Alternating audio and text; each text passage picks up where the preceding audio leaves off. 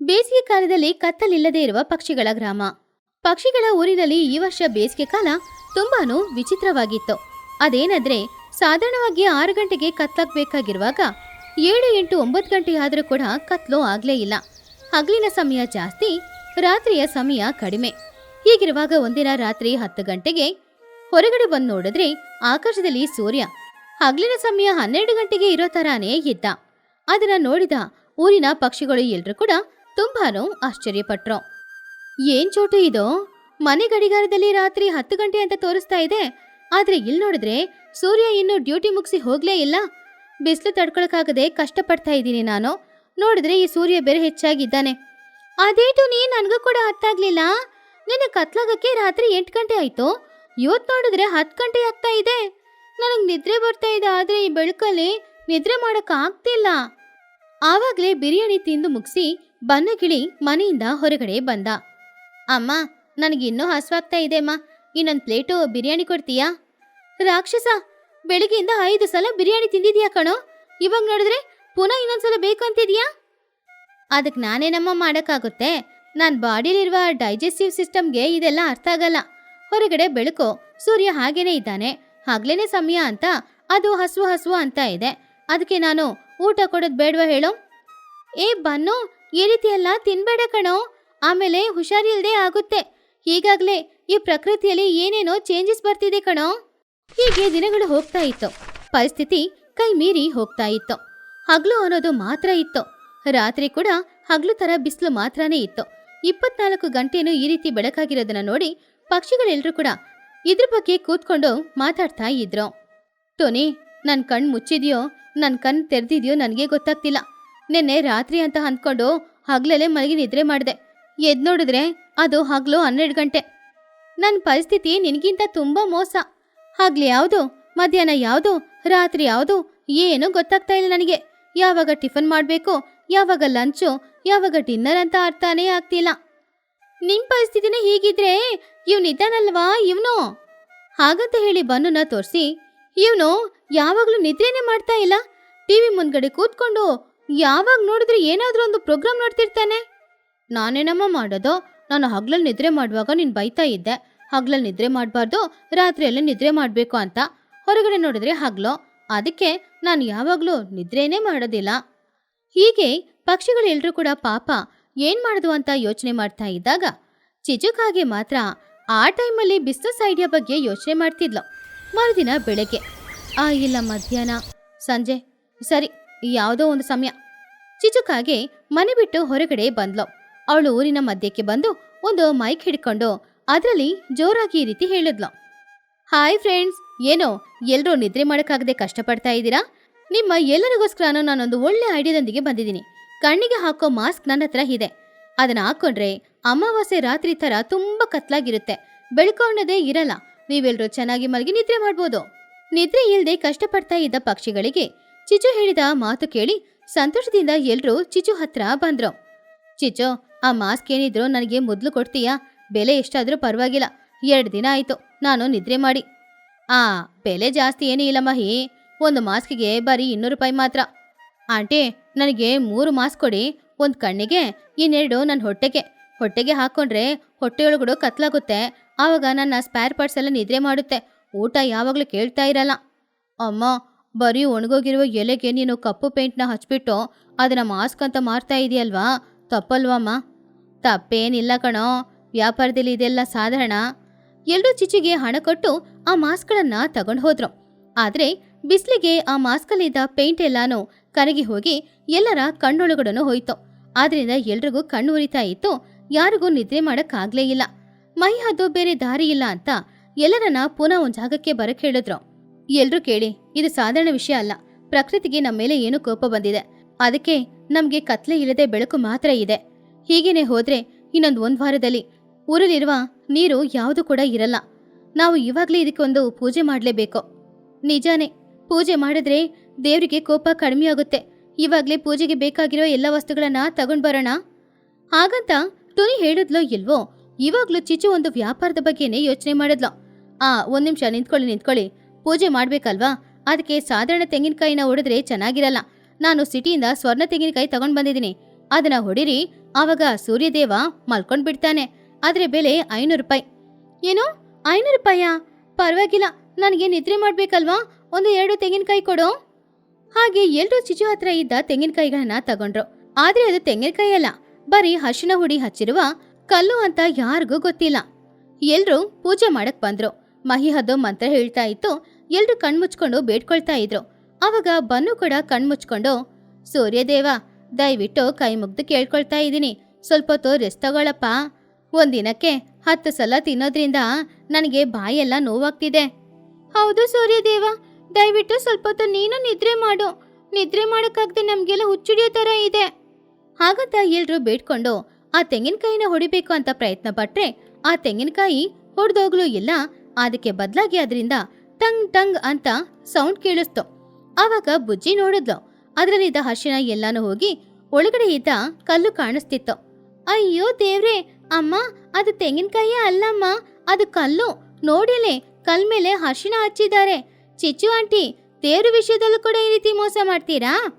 ಆವಾಗ ಕೋಪದಿಂದ ಚೋಟು, ಅಯ್ಯೋ ನಿನ್ನ, ದೇವ್ರ ವಿಷಯದಲ್ಲೂ ಮೋಸ ಮಾಡ್ತೀಯಾ? ಅದಕ್ಕೇನಾ ನಮ್ಮೂರಿಗೆ ಈ ಪರಿಸ್ಥಿತಿ? ಆಂಟಿ, ನೀವು ತುಂಬಾ ಮೋಸ. ದೇವ್ರನ್ನ ಮೋಸ ಮಾಡಕ್ಕೆ ನೋಡ್ಬೇಡಿ. ಆಮೇಲೆ ದೇವ್ರಿಗೆ ಕೋಪ ಬಂದ್ರೆ ನಿಮ್ಮನ್ನ ಚಿಕನ್ ಫ್ರೈ ತರ ಫ್ರೈ ಮಾಡ್ಬಿಡ್ತಾರೆ. ಇವಾಗ ಅದೇ ಕಲ್ ತಗೊಂಡು ಆ ಚಿಚ್ಚು ಆಂಟಿನ ಎಲ್ರೂ ಹೊಡಿರಿ. ಚಿಚ್ಚು ತುಂಬಾನೇ ಹೆದ್ರಿ, ಅಯ್ಯಯ್ಯೋ ಬೇಡ ಬೇಡ, ಅದು ಕಲ್ಲು ಕೂಡ ದೇವ್ರದ್ದು ರೂಪನೇ ಅಲ್ವಾ, ಅದಕ್ಕೆ ನಾನು ಗೊತ್ತಿಲ್ಲದೆ ಕೊಟ್ಬಿಟ್ಟೆ. ಇನ್ಮುಂದೆ ಈ ರೀತಿ ತಪ್ಪು ನಾನು ಏನು ಮಾಡಲ್ಲ, ದಯವಿಟ್ಟು ನನ್ನನ್ನು ಏನು ಮಾಡಬೇಡಿ. ಚಿಚ್ಚು, ನೀನು ಇರೋದ್ರಿಂದಾನೇ ನಮ್ಮೂರಿಗೆ ಈ ಪರಿಸ್ಥಿತಿ. ಹಾಗಂತ ಎಲ್ರೂ ಮಾತಾಡ್ತಾ ಇದ್ದಾಗ ಇದ್ದಕ್ಕಿದ್ದಂತೆ ವಾತಾವರಣದಲ್ಲಿ ಬದಲಾವಣೆ ಶುರುವಾಯಿತು. ಎಲ್ರೂ ಆಶ್ಚರ್ಯದಿಂದ ಆಕಾಶನ ನೋಡಿದಾಗ ಅಲ್ಲಿವರೆಗೂ ಬಿಸಿಲು ಕೊಡ್ತಾ ಇದ್ದ ಸೂರ್ಯನ ಸುತ್ತಮುತ್ತ ಕಪ್ಪು ಮೋಡಗಳು ಎಲ್ಲಾನು ಬಂತು. ಆ ಕಪ್ಪು ಮೋಡಗಳ ಹಿಂದ್ಗಡೆ ಸೂರ್ಯ ಹೋಗಿ ಮರೆಯಾದ. ಇವಾಗ ತಂಪಾದ ಗಾಳಿ ಬೀಸ್ತಾ ಇತ್ತು. ಎಲ್ಲ ಕಡೆನೂ ಕತ್ಲಾಗ್ತಾ ಇತ್ತು. ಅದನ್ನ ನೋಡಿ ಬನ್ನು ತುಂಬಾನೇ ಸಂತೋಷದಿಂದ, ಆಯಿ ಕತ್ಲು ಕತ್ಲು, ನನಗಿವಾಗ್ಲೇ ನಿದ್ದೆ ಬರ್ತಾ ಇದೆ. ಅಮ್ಮ, ನಾನು ಹೋಗಿ ಮಲಗ್ತೀನಮ್ಮ. ಇನ್ನೊಂದು 3 ದಿನಕ್ಕೆ ನನ್ನನ್ನು ದಯವಿಟ್ಟು ಎಬ್ಬಿಸ್ಬೇಡ. ಅಮ್ಮಯ್ಯ, ದೇವರಿಗೆ ನಮ್ಮ ಮೇಲೆ ಇದ್ದ ಕೋಪ ಎಲ್ಲ ಹೋಯ್ತೋ ಏನೋ. ಹೌದಮ್ಮ, ಚಿಚ್ಚು ಅತ್ತೆ ಮೋಸ ಮಾಡಿದ್ರು ಕೂಡ ನಾವು ಬೇಡ್ಕೊಂಡಿದ್ರಲ್ಲಿ ನ್ಯಾಯ ಇದೆ ಅಲ್ವಾ, ಅದಕ್ಕೆ ಇವಾಗೊಂದು ಮಾಡಿ ಚಿಚ್ಚು ಅತ್ತೆ ಮಾಡಿದಕ್ಕೆ ಶಿಕ್ಷೆ ಕೊಡ್ಬೇಕಲ್ವಾ. ಅವ್ರ ಹತ್ರ ಇರೋ ಹಣನೆಲ್ಲ ದೇವಸ್ಥಾನಕ್ಕೆ ಕೊಡಕ್ಕೆ ಹೇಳಿ, ಇಲ್ಲಾಂದ್ರೆ ಅವರನ್ನ ಊರ್ ಬಿಟ್ಟು ಹೊರಗಡೆ ಹೋಗಕ್ಕೆ ಹೇಳಿ. ಆವಾಗ ಚಿಚ್ಚು, ಬೇಡ ಬೇಡ, ನನ್ನ ಹತ್ರ ಇರೋ ಹಣ ಎಲ್ಲಾನು ನಾನು ದೇವಸ್ಥಾನಕ್ಕೆ ಕೊಟ್ಬಿಡ್ತೀನಿ. ದಯವಿಟ್ಟು ನನ್ನ ಊರ್ ಬಿಟ್ಟು ಮಾತ್ರ ಹೊರಗಡೆ ಕಳಿಸ್ಬಿಡ್ಬೇಡಿ. ಹಾಗಂತ ಹೇಳಿ ಚಿಚ್ಚು ಅವಳ ಕೈಯಲ್ಲಿದ್ದ ಹಣ ಎಲ್ಲಾನು ಕೊಟ್ಟು ಅಲ್ಲೇ ಮಲಗಿ ಅವಳು ನಿದ್ರೆ ಮಾಡಿದ್ಲು. ಊರಿನಲ್ಲಿದ್ದ ಪಕ್ಷಿಗಳು ಎಲ್ರೂ ಕೂಡ ನಿದ್ರೆ ಮಾಡಿ ಸುಮಾರು ದಿನ ಆಗಿರೋದ್ರಿಂದ ಎಲ್ರೂ ದೇವರಿಗೆ ಧನ್ಯವಾದ ಹೇಳಿ ಅವ್ರವ್ರ ಮನೆಗೆ ಹೋಗಿ ಆ ಕತ್ತಲಲ್ಲಿ ಚೆನ್ನಾಗಿ ಯಾವುದೇ ಡಿಸ್ಟರ್ಬೆನ್ಸ್ ಇಲ್ಲದೆ ಮಲಗಿ ನಿದ್ರೆ ಮಾಡಿದ್ರು. ಈ ಕಥೆಯಲ್ಲಿರುವ ನೀತಿ, ಪ್ರಕೃತಿಯಲ್ಲಿ ಎಲ್ಲಾನು ಸಮವಾಗಿ ಇರಬೇಕು. ಹಗಲು ಎಷ್ಟಿರುತ್ತೋ ರಾತ್ರಿ ಕೂಡ ಅಷ್ಟೇ ಇರಬೇಕು. ಆವಾಗ್ಲೇ ಎಲ್ಲ ಸರಿಯಾಗಿ ನಡೆಯುತ್ತೆ. ಆದ್ರೆ ಒಬ್ರು ಕಷ್ಟನ ಉಪಯೋಗ ಮಾಡ್ಕೊಂಡು ಹಣ ಸಂಪಾದನೆ ಮಾಡಕ್ಕೆ ನೋಡಿದ್ರೆ ಅದಕ್ಕಿಂತ ದೊಡ್ಡ ತಪ್ಪು ಬೇರೆ ಏನೂ ಇಲ್ಲ. ಪಕ್ಷಿಗಳ ಊರಿನಲ್ಲಿ ಬೇಸಿಗೆ ಕಾಲ ಅನ್ನೋದ್ರಿಂದ ಬಿಸಿಲು ಬೆಳಗ್ಗೆನೆ ತುಂಬಾ ಜಾಸ್ತಿನೇ ಇತ್ತು. ಗಾಳಿ ಇಲ್ಲದೆ ಮರಗಳು ಕೂಡ ಅಲ್ಲಾಡ್ತಾ ಇಲ್ಲ. ಪಕ್ಷಿಗಳು ಎಲ್ರೂ ಕೂಡ ಆ ಬಿಸಿಲಿಗೆ ತಡ್ಕೊಳಕ್ಕಾಗದೆ ಕಷ್ಟಪಡ್ತಿದ್ರು. ಟುನಿ ಹಾಗೂ ಬುಜ್ಜಿಯ ಪರಿಸ್ಥಿತಿನೂ ಅದೇ. ಹಬ್ಬಾ, ಏನಿವತ್ತು ಬಿಸಿಲು ಇಷ್ಟೊಂದು ಹೊಡಿತಾ ಇದೆ? ಬೆಳಿಗ್ಗೆ 9 ಗಂಟೆ ಆಗಿದಷ್ಟೇ 12 ಗಂಟೆ ಆಗಿರುವ ರೀತಿ ಬಿಸಿಲು ಹೊಡಿತದೆ. ಆಕಾಶ ನೋಡು ಬುಜ್ಜಿ, ಎಷ್ಟೊಂದು ಬಿಸಿಲು ಹೊಡಿತಾ ಇದೆ. ಸ್ವಲ್ಪ ಕೂಡ ನೆರಳೇ ಇಲ್ಲ. ಹೀಗಿದ್ರೆ ಇವತ್ತು ಬಿಸಿ ಜಾಸ್ತಿ ಇರುತ್ತೆ. ಬುಜ್ಜಿ ತುಂಬಾನೇ ಸುಸ್ತಾಗಿ, ಅಮ್ಮ, ನನಗೆ ತುಂಬಾನೇ ಶೆಕೆ ಆಗ್ತಾ ಇದೆ. ಸ್ವಲ್ಪ ಕೂಡ ಗಾಳಿ ಬರ್ತಾನೆ ಇಲ್ಲ. ಗಾಳಿ ಕೂಡ ಎಲ್ಲೋ ರಜೆಯಲ್ಲಿ ಹೊರಗಡೆ ಹೋಗಿರುವ ಆಗಿದೆ. ನನಗೆ ತುಂಬಾನೇ ಸೆಕೆ ಆಗ್ತಿದೆ ಅಮ್ಮ. ಬೆವರಿ ನನ್ನ ರೆಕ್ಕೆಗಳು ಕೂಡ ಅಲುಗಾಡ್ತಾ ಇಲ್ಲ. ಅಮ್ಮ, ನನಗೆ ತಂಪಾಗಿರುವ ಫ್ರೂಟ್ ಜ್ಯೂಸ್ ಬೇಕಮ್ಮ. ಆವಾಗ್ಲೇ ಅಲ್ಲಿಗೆ ಚೋಟು ಬನ್ನು ಇಬ್ರು ಬಂದ್ರು. ಹೌದು ತುನಿ, ನನ್ನ ಬನ್ನು ಕೂಡ ಹಾಗೇನೆ ಹೇಳ್ತಾ ಇದ್ದಾನೆ. ಅವನಿಗೆ ಬೆವರಿ 3 ಸಲ ಅವನು ಸ್ನಾನ ಮಾಡ್ಬಿಟ್ಟ. ಆದ್ರೂ ಅವನಿಗೆ ಬೆವರದು ಕಡಿಮೆ ಆಗ್ತಿಲ್ಲ ಅಂತೆ. ಒಂದ್ಸಲ ಮಳೆ ಬಂದ್ರೆ ಚೆನ್ನಾಗಿರುತ್ತೆ. ಸ್ವಲ್ಪ ಮಳೆ ಬಂದ್ರೇನೆ ಚೆನ್ನಾಗಿರ್ತಾ ಇತ್ತು. ಆದ್ರೆ ಆಕಾಶದಲ್ಲಿ ಮಳೆ ಬರುವ ಚಾನ್ಸೇ ಇಲ್ಲದಿರುವ ಹಾಗಿದೆ. ಹೌದು ಆಂಟಿ, ಮಳೆರಾಯ ಕೂಡ ನಮ್ಮ ಊರಿಗೆ ಬರುವ ದಾರಿಯನ್ನು ಮರ್ತಿದ್ದಾನೆ. ನಾನು ಮಳೆ ಬರುತ್ತೆ ಅಂತ ಮಳೆ ನೀರಲ್ಲಿ ದೋಣಿ ಬಿಟ್ಟು ಆಟ ಆಡೋಣ ಅಂತ ಸಣ್ಣ ಸಣ್ಣ ಪೇಪರ್ನ ಕಟ್ ಮಾಡಿ ಇಟ್ಟಿದ್ದೀನಿ. ಹಾಗೆ ಅನ್ಸುತ್ತೆ, ಮಳೆರಾಯನಿಗೆ ನಮ್ಮ ಮೇಲೆ ಕೋಪ ಬಂದಿರ್ಬೇಕು. ಈ ಬಿಸಿಲು ನೋಡಿದ್ರೆ ಮಳೆ ಬರುವ ರೀತಿ ಅನ್ನಿಸ್ತಾ ಇಲ್ಲ. ಬಿಸಿಲು ತುಂಬಾ ಜಾಸ್ತಿ ಇದೆ. ಬನ್ನಿ ಆ ಆಲದ ಮರದ ಕೆಳಗೆ ಹೋಗಿ ಸ್ವಲ್ಪ ಕೂತ್ಕೊಳ್ಳೋಣ. ಅಲ್ಲಿ ಹೋದ್ರೆ ನಮ್ಗೆ ಸ್ವಲ್ಪ ಗಾಳಿ ಆದ್ರೂ ಬರುತ್ತೆ. ಆ ದಿನ ಮಧ್ಯಾಹ್ನದ ಸಮಯ 1 ಗಂಟೆಗೆ ಬಿಸಿಲು ತುಂಬಾನೇ ಜಾಸ್ತಿ ಇತ್ತು. ಪಕ್ಷಿಗಳು ಎಲ್ರು ಕೂಡ ಆ ಬಿಸಿಲು ತಡ್ಕೊಳಕ್ಕಾಗದೆ ಒಂದು ಮರದ ನೆರಳಲ್ಲಿ ಕೂತ್ಕೊಂಡು ಕೈಯಲ್ಲಿ ಒಂದೊಂದು ಬೀಸಣಿಗೆನ ಇಟ್ಕೊಂಡು ಗಾಳಿ ಬೀಸ್ಕೊಳ್ತಾ ಇದ್ರು. ಲೂಸಿ ಪಿಂಕ್ ಕಲರ್ ಬೀಸಣಿಗೆ ಇಟ್ಕೊಂಡಿದ್ಲು. ಓ ಮೈ ಗಾಡ್, ನನ್ನಿಂದ ಈ ಬಿಸಿಲನ್ನ ತಡ್ಕೊಳಕ್ಕೆ ಆಗ್ತಾ ಇಲ್ಲ. ನನ್ನ ಎಕ್ಸ್ಪೆನ್ಸಿವ್ ಫೌಂಡೇಶನ್ ಕ್ರೀಮ್ ಎಲ್ಲ ಈ ಬಿಸಿಲಲ್ಲಿ ಕರಗಿ ನೀರಿನ ಹಾಗೆ ಹರಿತಾ ಇದೆ. ನನ್ನ ಕಣ್ಣಿಗೆ ಹಾಕಿದ ಕಾಡಿಗೆ ಕೂಡ ಹರಿದು ನನ್ನ ಮುಖ ನೋಡ್ಲಿಕ್ಕೆ ದೆವ್ವದ ರೀತಿ ಅನ್ನಿಸ್ತಾ ಇದೆ. ಈ ಬಿಸಿಲಿಗೆ ನನ್ನ ಬ್ಯೂಟಿ ಎಲ್ಲ ಲಾಸ್ ಆಗ್ತಿದೆ. ಮಗಿಯವರೇ, ಒಂದು ಟೆಂಟ್ ಆದ್ರೆ ಹಾಕ್ಬೋದಾಗಿತ್ತಲ್ವಾ? ಮಹಿಹದ್ದು ಒಂದು ಬೀಸಣಿಗೆಯಲ್ಲಿ ಗಾಳಿ ಬೀಸ್ಕೊಂಡು, ಪ್ರಕೃತಿಯ ಮುಂದೆ ನಾವು ಏನು ಮಾಡಲು ಸಾಧ್ಯವಿಲ್ಲ. ಇದುವರೆಗೂ ಇಷ್ಟೊಂದು ಬಿಸಿಲು ಇರಲೇ ಇಲ್ಲ. ನನ್ನ ಜನ್ಮದಲ್ಲಿ ಇದೇ ಮೊದಲನೇ ಸಲ ನೋಡ್ತಾ ಇದ್ದೀನಿ. ಎಲ್ಲಿಯೂ ತೀರ ಗಾಳಿಯೇ ಇಲ್ಲ. ಮರ ಎಲೆಗಳು ಎಲ್ಲೂ ಅಲುಗಾಡ್ತಾ ಇಲ್ಲ. ಇಷ್ಟೊಂದು ಉಷ್ಣ ಜಾಸ್ತಿ ಇದೆ ಅಂದ್ರೆ ಇದಕ್ಕೆ ಏನಾದ್ರೂ ಬಲವಾದ ಕಾರಣ ಮುಖ್ಯವಾಗಿರುತ್ತೆ. ಕುಹುಬಾತು ಒಂದು ತಾವರೆ ಎಲೆನ ಬೀಸಣಿಗೆಯಾಗಿ ಇಟ್ಕೊಂಡಿದ್ಲು. ಅಬ್ಬಾ, ಈ ಬಿಸಿಲಿಗೆ ನನಗೆ ತುಂಬಾನೇ ಶೆಕೆ ಆಗ್ತಾ ಇದೆ. ಅದಕ್ಕೇನೆ ಬೆಳಿಗ್ಗೆ ನೀರತ್ರ ಹೋಗಿದ್ದೆ. ಆದ್ರೆ ನೀರೊಳಗೆ ಇಳಿದು ನೋಡುವಾಗ ನೀರು ಎಷ್ಟೊಂದು ಸುಡ್ತಾ ಇದೆ. ಆ ಬಿಸಿಗೆ ನನ್ನ ಸ್ಕಿನ್ ಎಲ್ಲ ಬಣ್ಣ ಬದಲಾಗ್ಬಿಡ್ತು. ಅದಕ್ಕೇನೆ ಬೇಗ ಓಡಿ ಬಂದು ಈ ಮರದ ಕೆಳಗೆ ಕೂತ್ಕೊಂಡೆ. ಚಿಚುಕಾಗೆ ಅವಳ ಕೈಯಲ್ಲಿ ಇಟ್ಕೊಂಡಿದ್ದು ಒಂದು ಹಳೆ ಕಾರ್ಡ್ಬೋರ್ಡ್. ಅದರಲ್ಲಿ ಅವಳು ಗಾಳಿ ಬೀಸ್ಕೊಳ್ತಾ ಇದ್ಲು. ಅಯ್ಯೋ, ಗಾಳಿ ಬೀಸಿ ಬೀಸಿ ನನ್ ಕೈ ನೋವಾಗ್ತಿದೆ. ಏನೇ ಕುಹು, ಇಷ್ಟೊಂದು ಬಿಸಿಲು ಹೊಡಿತಾ ಇದೆ. ಆ ಸೂರ್ಯ ನಿಜವಾಗ್ಲೂ ತುಂಬಾನೇ ಕೋಪದಲ್ಲಿದ್ದಾನೆ ಅನ್ಸುತ್ತೆ. ಅದಕ್ಕೇನೆ ಬಿಸಿಲು ಇಷ್ಟೊಂದು ಹೊಡಿತಾ ಇದೆ. ಅಯ್ಯಯ್ಯೋ, ನನ್ ಚಿನ್ನು ನೆಲದ ಮೇಲೆ ಹೇಗೆ ಮಲ್ಕೊಂಡಿದ್ದಾನೆ. ನಿಜವಾಗ್ಲೂ ಅವ್ನು ಜೀವಂತವಾಗಿದ್ದಾನಾ ಇಲ್ವಾ? ಚಿನ್ನು ನೆಲದ ಮೇಲೆ ಮಲ್ಕೊಂಡು ಸುಸ್ತಾಗಿ, ಅಮ್ಮ, ನಾನು ಜೀವಂತವಾಗಿಯೇ ಇದ್ದೀನಿ. ಏನಮ್ಮ ಇಷ್ಟೊಂದು ಬಿಸಿಲು? ಈ ಬಿಸಿಲಲ್ಲಿ ನನ್ನಿಂದ ಆಗ್ತಾ ಇಲ್ಲ. ಯಾರಾದ್ರೂ ನನ್ನ ಕರ್ಕೊಂಡೋಗಿ ಫ್ರಿಜ್ಜಲ್ಲಿ ಮಲಗಿಸಿ ಪ್ಲೀಸ್. ತುನಿ ತೆಂಗಿನ ಎಲೆಯಿಂದ ಮಾಡಿದ ಬೀಸಣಿಗೆನ ಕೈಯಲ್ಲಿಟ್ಕೊಂಡು ಗಾಳಿ ಬೀಸ್ಕೊಂಡು, ಎಲ್ಲರೂ ತಾಳ್ಮೆಯಿಂದ ಇರಿ. ಯಾವಾಗ್ಲೂ ಬಿಸಿಲು ಕಾಲ ಬರುತ್ತಾನೆ. ಆದ್ರೆ ಏನೋ ಗೊತ್ತಿಲ್ಲ, ಇವತ್ತು ತುಂಬಾ ಬಿಸಿಲಿದೆ. ದಯವಿಟ್ಟು ಒಂದು ಸಣ್ಣ ಮಳೆ ಬಂದ್ರೆ ಈ ಉಷ್ಣದಿಂದ ನಾವೆಲ್ಲ ತಪ್ಪಿಸ್ಕೋಬಹುದು. ಸ್ವಲ್ಪ ನೆಮ್ಮದಿಯಾಗಿ ಉಸಿರಾಡಬಹುದು. ದೇವ್ರೇ, ಮಳೆ ಬಂದು ನನ್ನ ಮೇಕಪ್ ಹೋದ್ರೂ ಪರವಾಗಿಲ್ಲ. ಈ ಉಷ್ಣದಿಂದ ತಪ್ಪಿಸ್ಕೋಬಹುದು.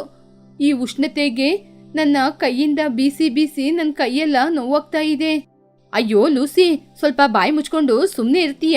ಏನೇ ನಿನ್ನ ಗೋಳು? ನನಗೆ ಮಾತ್ರ ಇವಾಗ ತಂಪಾಗಿರುವ ಮಜ್ಜಿಗೆ ಯಾರಾದ್ರೂ ಕೊಟ್ರೆ ನನ್ನ ಆಸ್ತಿನೇ ಬರ್ದಿಟ್ಟು ಬಿಡ್ತೀನಿ. ಅಯ್ಯೋ ಚಿಚ್ಚು, ನಿನ್ ಕೈಯಲ್ಲಿ ಹಣ ಇದ್ದಿದ್ರೆ ನೀನು ಎಸಿನೇ ತಗೋಬೋದಾಗಿತ್ತಲ್ವಾ? ನಮ್ಮನ್ನು ಕರ್ಕೊಂಡೋಗಿ ಮನೇಲಿ ಕೂರಿಸ್ಬೋದಾಗಿತ್ತು. ಪಕ್ಷಿಗಳು ಎಲ್ರೂ ಕೂಡ ಗಾಳಿ ಬರ್ಲಿಲ್ಲ ಅನ್ನೋದ್ರಿಂದ ಸುಮಾರು ಹೊತ್ತು ಅಲ್ಲೇ ಕೂತ್ಕೊಂಡಿದ್ರು. 3 ಗಂಟೆ ಸಮಯನೂ ಆಯ್ತು. ಆದ್ರೂ ಕೂಡ ಗಾಳಿ ಬೀಸ್ಲಿಲ್ಲ. ಸರಿಯಾಗಿ ಸಂಜೆ 4 ಗಂಟೆಗೆ ಇದ್ದಕ್ಕಿದ್ದಂತೆ ವಾತಾವರಣ ಬದಲಾಯಿತು. ಬೆಳಕಾಗಿದ್ದ ಜಾಗದಲ್ಲಿ ಇವಾಗ ಕತ್ಲಾಗ್ತಾ ಇತ್ತು. ಆಕಾಶದಲ್ಲಿದ್ದ ಮೋಡಗಳು ಎಲ್ಲಾನು ಕಪ್ಪಾಗಿ ಬದಲಾಯಿತು. ಅಮ್ಮ ಅಮ್ಮ, ಅಲ್ಲಿ ನೋಡಿ ಅಮ್ಮ, ಆಕಾಶದಲ್ಲಿ ಮೋಡವಾಗಿದೆ.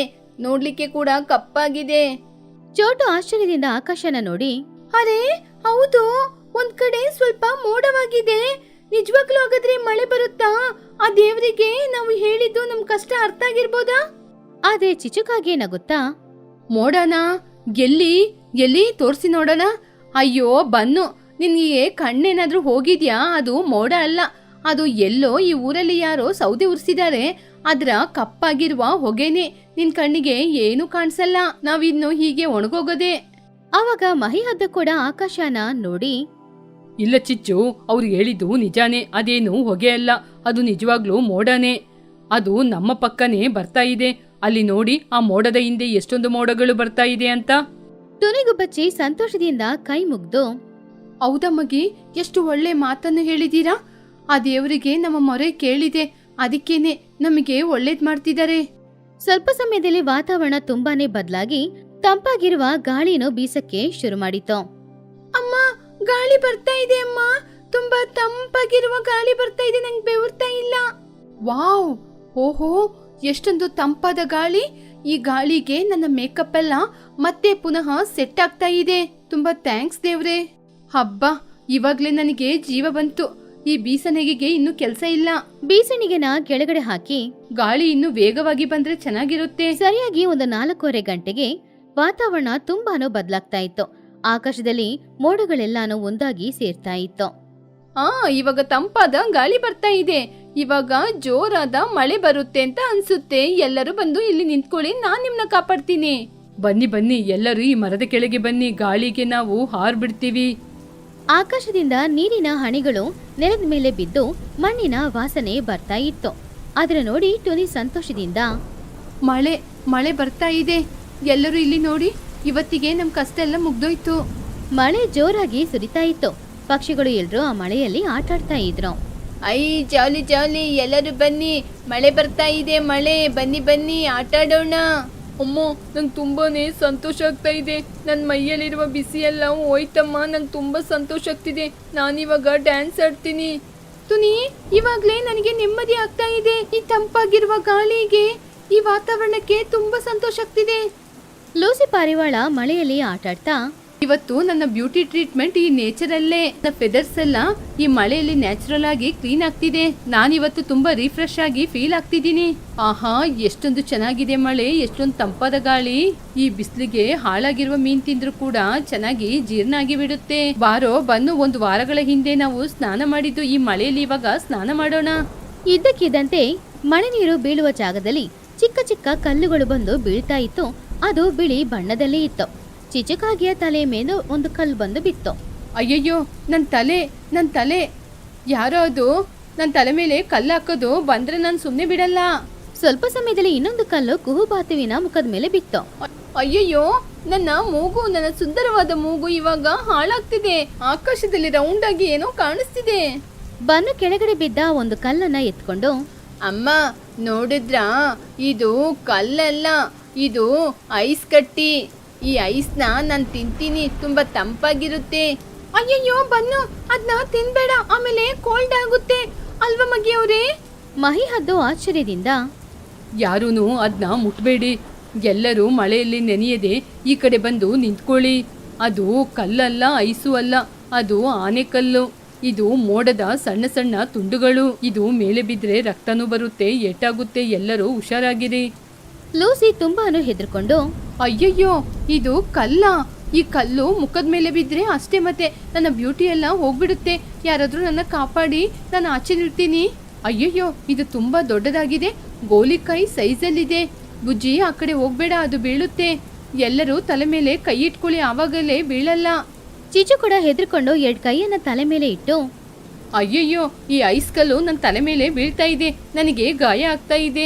ಈ ಐಸ್ ಮಳೆನೇ ಬೇಡ, ಇದಕ್ಕೆ ಆ ಬಿಸಿಲು ಎಷ್ಟೋ ಮೇಲು. ಆಳಿಕಲ್ಲು ಮಳೆ ಜೋರಾಗಿ ಬರ್ತಾ ಇರೋದ್ರಿಂದ ಎಲ್ರೂ ಅವರವರನ್ನ ಕಾಪಾಡ್ಕೊಳ್ಳೋದಕ್ಕೋಸ್ಕರ ಬೇಗ ಅಲ್ಲಿಂದ ಅವ್ರವ್ರ ಮನೆಗೆ ಹೋದ್ರು. ಸಂಜೆ ಒಂದು 5:30 ಗಂಟೆಗೆ ಎಲ್ರೂ ಸೇಫ್ ಆಗಿ ಅವ್ರವ್ರ ಮನೆಯೊಳಗಡೆ ಹೋಗಿ ಕೂತ್ಕೊಂಡಿದ್ರು. ಹೊರಗಡೆ ಇನ್ನು ಮಳೆ ಬರ್ತಾನೆ ಇತ್ತು.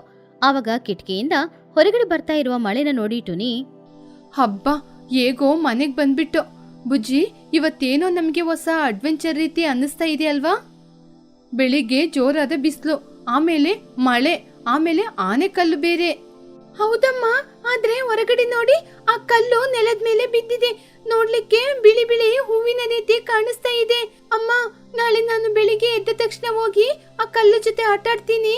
ಟುನಿ ಗುಬ್ಬಚ್ಚಿ ನಗುತ್ತಾ, ಸರಿ ಅಮ್ಮ, ಪ್ರಕೃತಿಯಲ್ಲಿ ಇದೊಂದು ಅದ್ಭುತ. ಯಾವಾಗ ಏನಾಗುತ್ತೆ ಅಂತ ಗೊತ್ತಾಗಲ್ಲ. ಯಾವುದು ಏನೇ ಆದ್ರೂ ಇವತ್ತು ತಂಪಾದ ಗಾಳಿ ಬರುತ್ತೆ. ಈ ರಾತ್ರಿಗೆ ನಾವೆಲ್ಲರೂ ಹಾಯಾಗಿ ನೆಮ್ಮದಿಯಾಗಿ ನಿದ್ರೆ ಮಾಡ್ಬೋದು. ಹಾಗೆ ಆ ದಿನ ರಾತ್ರಿ ಕ್ಲೈಮೇಟ್ ತುಂಬಾನೇ ಚೆನ್ನಾಗಿತ್ತು. ಎಲ್ರೂ ಚೆನ್ನಾಗಿ ನಿದ್ರೆ ಮಾಡಿದ್ರು. ಮರುದಿನ ಕಿಡ ಬಿಸಿಲು ಜಾಸ್ತಿ ಇರ್ಲಿಲ್ಲ, ತುಂಬಾ ತಣ್ಣಗೆ ವಾತಾವರಣ ಇತ್ತು. ಈ ಕಥೆಯಲ್ಲಿರುವ ನೀತಿ ಏನು ಅಂದ್ರೆ, ಪ್ರಕೃತಿ ಯಾವಾಗ್ಲೂ ಇದೇ ರೀತಿ ಸುಮಾರು ಆಶ್ಚರ್ಯಗಳನ್ನ ಕೊಡುತ್ತೆ. ಕಷ್ಟ ಬಂದ್ಮೇಲೆ ಸುಖ ಬರುವಾಗ ಎಷ್ಟು ಸಂತೋಷವಾಗಿರುತ್ತೋ, ಅದೇ ರೀತಿ ಬಿಸಿಲು ಹೊಡೆದ್ಮೇಲೆ ಮಳೆ ಬರುವಾಗ ಸಂತೋಷವಾಗಿರುತ್ತೆ.